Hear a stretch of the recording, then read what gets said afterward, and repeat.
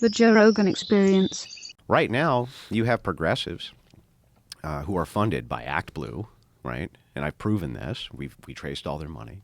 It's progressives funded by ActBlue who are pushing the same narrative that like Candace Owens and others are pushing on the idea of Charlie Kirk's death and the conspiracy around that.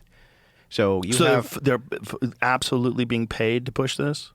Well, their stated mission, this particular progressive group, their stated mission was to take down TPUSA. I'll tell you a story. This is the tale of all tales. Okay. So Charlie Kirk has this huge outreach program that's happening through TPUSA on these college campuses. He's got viral clip after viral clip after viral clip. And they are going wild. He's going campus to campus. He's doing his thing. He's being dogged by a progressive organization. This progressive organization shows up at almost all of these TPUSA events with the stated mission of trying to create a counter movement to what TPUSA is doing. Now, the woman who heads this particular organization received millions of dollars from ActBlue and other progressive organizations for this stated mission. That same woman right this second works with other X accounts to push the messaging that Charlie Kirk was assassinated by his own TPUSA insiders in order to push that narrative forward because the stated goal still from that organization is to destroy TPUSA. So how do we know that they've done this? Are there emails that have been found? Well, the stated goal of this particular person is to take down TPUSA. Right. She's very open about that. And then the way that you know that they are talking to these other accounts is because they do it publicly. Those public accounts will talk to this account, right? Mm-hmm. Very openly. They reaffirm each other's posts. They say, wow, that's real interesting, this kind of thing. All affirming that same conspiracy that TPUSA was the ones who actually set up and murdered Charlie Kirk. And at millions of dollars in ActBlue funding going towards this. No joke. Anybody can look it up right now. The organization's called Unfuck America. So how do they think that his organization did this? That they convinced Tyler Robinson to do it, or did they think someone else did it? I don't think that the progressive organization does believe that TPUSA did this. I think that what they want to do I understand that. Yeah. But I mean, what are they trying to say? Oh, well, here's what the theory is. So take Ian Carroll, within 24 hours after Kirk's death, blames Israel. Within 24 hours, he says, Israel killed Kirk. That was his tweet, went mega viral. What the conspiracy is on that side is that Israel, along with Erica Kirk and TPUSA insiders, got together with elements of the U.S. government to murder Charlie Kirk because he was going to leave the, quote, pro-Israel cause.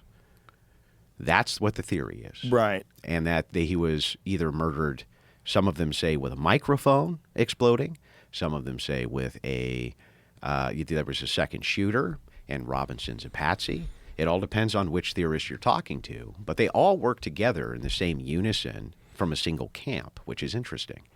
Well, a lot of people had takes on the shooting, and the microphone one was the weirdest one to me.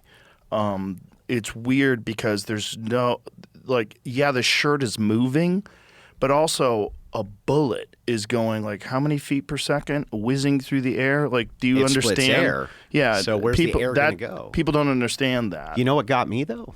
So I went back and looked because they say that it's the same explosive which was used inside the Israeli pagers. Now, that was very real. Israel sent these pagers all over. But that would be an explosion. That's my take. My point is there's no indication that there's an ignition. It's worse. There's no smoke.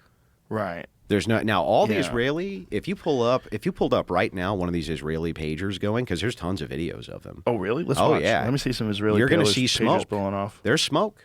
Is there a dude where it's on his hip? Yeah. Oh yeah. Yep. There's one where it's on his hip and gets him. Oh. And you can see the cloud of smoke coming off because of the specific type of ignition from this explosive. But is it possible that this pager thing is different than whatever they think this microphone thing is? This microphone thing has some sort of a different kind of propellant. No, but then again, you'd have to okay, let's imagine what kind of propellant exists, right? Compressed air. There's not enough room in that microphone to get enough compressed air to blow a hole in your neck and kill you instantly. Well, they claim that unless it's something else. It's this, what is it, PETN explosive. This is the particular type that had to be used for the size of the microphone. But you have another problem. The mic's on the wrong side of where the wound is. Right. The other is there's no burn marks. There's no smoke. There's nothing. There's nothing to confirm this theory at all. You'd have to guess where that mic is, because he's moving around too. You have to guess where that mic is pointing. You could take someone out. So I found on 2 the side. videos. This one's is the great. Main one that goes. I'll show you. This happens again here. Watch the smoke. Right here. See all that smoke? Oh, let me see that again. Yeah.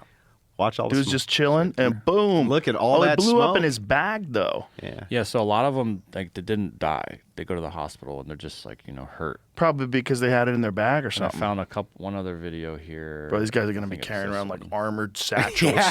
Well, yeah, you could like a couple of them were on bikes and stuff when it happened. Like that guy got fucked up. Yeah, he got messed up real bad. There's or they give you the illusion they did by blurring out his head. That's the other part. I mean, not that these are fake, but yes, only 11 were killed by the pagers. still pretty slick. That was extremely Extremely slick. slick. I mean, crazy. They sent him off to them years ago. That's some CIA shit, man. Like, They're better. that's some deep That's state. Mossad shit. Yeah, it's crazy. That's probably where the CIA learned it. But that's an explosion, right? And yeah, you see smoke. But is there some kind of a propellant that would be lethal from a short distance with some sort of a projectile? It's possible. But it would also like have to be like, how are you aiming it? You're not even aiming it. It's sitting up here, right? So if it's sitting here and he's doing all this and moving around, like it might take his ear off. It might whiz to the side and shoot somebody else if he leans over. Sure. Unless they planned exactly when it's going to go off and it's pointing towards his neck. Like, Which, no. yeah. It seems like a gunshot wound. It's just hard to imagine that it's a 30-06. That's my issue with it. I look at it and, I've seen takes from guys that are gun experts, and they have a problem with it too. The thing about guns, though, is weird stuff happens Constantly. when you shoot bones. Like, it is possible that you wouldn't get a pass-through, depending on how it squared the spinal column, depending on how it hit, and depending on what kind of bullet it is. I forget the type. These are 150 grain core lock soft tips. That's right. And they're soft tip. Right, So they which only have enough of a expands. jacket to keep the bullet together. Right. The idea is that it expands inside the body, causing massive trauma. Right. Right. Which So, is why I use them for hunting, and probably you have too. yeah. No, I haven't used that particular round. Gotcha. But it just seems like it's a lot of energy It is. coming towards your neck. It's hard to believe that it wouldn't blow a hole through the neck and leave a big just take a chunk out, that it would just make a round hole. But that's beside the point. There's other weird stuff with like the video. I don't like. There's a lot of people saying that the video is super clear. They're seeing 4K footage. It's clearly Tyler Robinson on the roof. No, it's not. Jack Prosobic and Benny Johnson. That's crazy that they said that. That is not clear. That is a blurry figure. You could barely ascertain as to whether or not there's a recoil when someone takes the shot. So it does seem like the guy on the roof gets in a prone position, and it looks like something that might be a rifle, right? It's blurry as fuck. It also does look like there's kickback on the right It leg. looks like there might be some recoil. It's hard, but it's not clear. Like, for them to say it's crystal clear, it's Tyler Robinson, it's on the roof, it's like, Well, it's interesting. When Prosobic came out and said that, and Benny Johnson, there was another guy who was there who I know. His name's Kai Schwimmer. And Kai put out a tweet. He said, look, they might have sensationalized this just a bit, okay? He said, but the video that we did see in the courtroom was actually much clearer. oh, okay. So I DM'd him, and I DM'd Jack Prosobic. And I I couldn't get a hold of Benny, but I DM'd Jack Prosobic, and I said, just be straight with me. Like, did you try to over-sensationalize this thing for clicks? Like, what's the deal? He said, no, listen, the footage we did see inside the courtroom was actually a lot clearer than anything that the public has seen so far. That's their claim. Kai Schwimmer, now I wouldn't just take Prosobic as word, but Kai Schwimmer, he's a Mormon, Mormon kid, not very prone to tall tales. In fact, he was the first one who came out and said, look, I was there, and you're kind of over-sensationalizing it. It is a lot clearer, but it's not showing everything that you're claiming it's showing. So it's clearer, but it's not clear enough. It's not like 4K close up, clearly his face.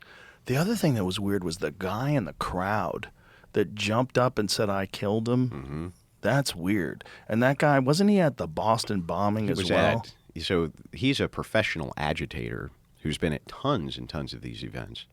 Later, he's found, I believe, with kiddie porn, right? How convenient. Well, also, maybe that's the kind of guy. That's the kind of guy, though, right? Yeah. And so he has been at tons of events agitating, and he is well known to law enforcement for doing this. So that's kind of what they're stating for him. If you're looking at this from a broad view, if you're looking at the conspiracy side versus what they call the Fed slop side, let's say, it makes sense for them to say, "Hey, wait a second, that's really weird." This guy jumps up and says, "I did it." Right? That makes he's a patsy, distraction, something like this. Until you look into the guy.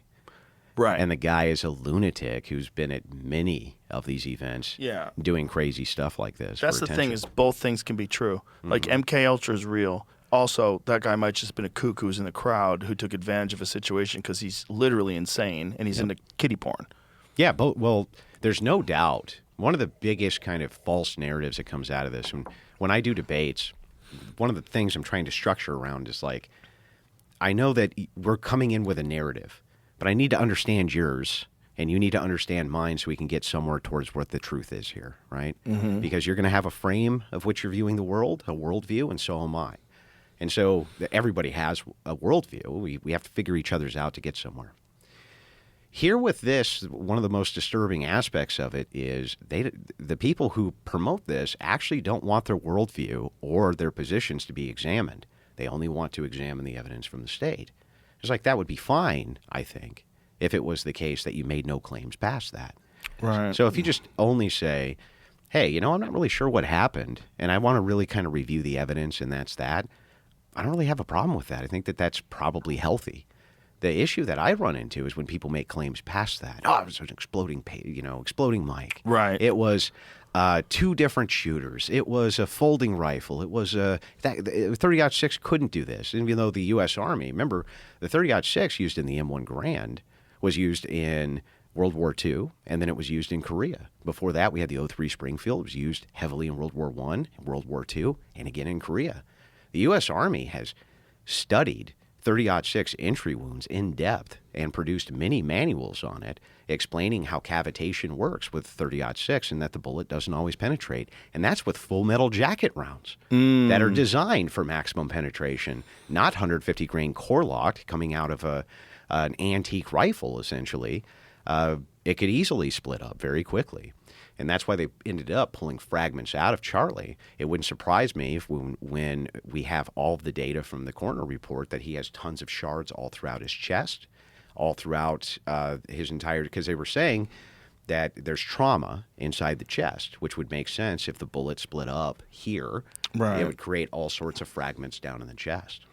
Right. That is an important distinction about the type of bullet. Huge distinction. The FMJ especially, because that's what the Army was using, is FMJ ball ammunition. It's cheap to produce, right? So they're using it in all these different wars. And the amount of people shot with that caliber between World War I, II, and Korea is astronomical. They even used the 30-06 in Vietnam in limited capacity, especially the 03 Springfield. It was still in service by special forces. Wow. So the question becomes, like, the U.S. Army has studied this in depth, and I went back and I pulled all their manuals, and I've even put them out, and several people have done the exact same thing and put them out explaining how cavitation works. And they're saying, look, the energy dissipation, the second it hits a human body, it dissipates very, very, very quickly with the resistance. So it doesn't always go through. Now, oftentimes it does with the FMJ, but even then, it didn't always go through. So, it's a well-studied phenomenon. Another one would be Martin Luther King. Martin Luther King gets hit through the jaw, ends up here. Well, if it's just going to blow through all bone, why did it stop in him? Well, it's because the second it has impact, it begins to slow down, and then it impacts something else, slows down even more. So it's totally possible that this guy was hit with a 30-06. I don't know why that would be in the realm of impossibility. We have enough data on the ammo to know that, yeah, it's very possible this happened.